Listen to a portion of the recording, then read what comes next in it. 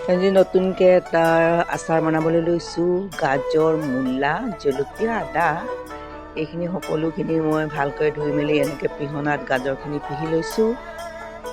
এনেকৈ কেইটামান পিহি লৈছোঁ। তাৰপিছতে এই মূলাটোৰ লগতে মিক্স কৰি এইদৰে পিহি দিছোঁ, দীঘল দীঘলকৈ থিয়কৈ পিচিছোঁ। তাৰপিছত এইখিনি হোৱাৰ পিছত মই অলপ ৰ'দত এনেকৈ মিক্স কৰি সকলোখিনি বাহিৰৰ ৰ'দত মানে অলপ ইহঁতৰ জৰজৰীয়া হোৱালৈ ধুনীয়াকৈ শুকুৱাই দিছোঁ।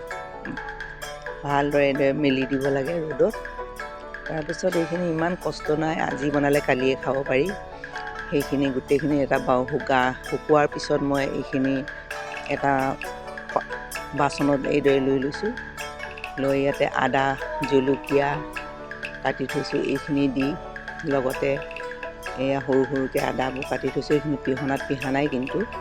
তাৰপিছত মিঠাতেল অলপ দিছোঁ, নিমখ জোখমতে দিছোঁ, লগতে এইটো সৰিয়হখিনি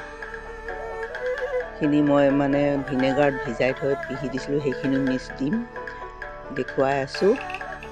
সেইখিনি মিক্স কৰি আমি ভালদৰে শুকান বটল এটাত ৰৈ যোৱা ভিনেগাৰখিনিও দি দিছোঁ লগতে দেই। এইখিনিতে মই সৰিয়হখিনি ভিজাই ৰাখিছিলোঁ। এতিয়া সকলোখিনি এইদৰে ধুনীয়াকৈ মিক্স কৰি এইখিনি এটা শুকান ভাল চাফা বটলত ভৰাই 2 ৰ'দ 1 ৰ'দ পিছদিনাখনৰ পৰাই খাব পাৰি। এইটো কিন্তু বহুত দিনলৈ থ'ব নেলাগে।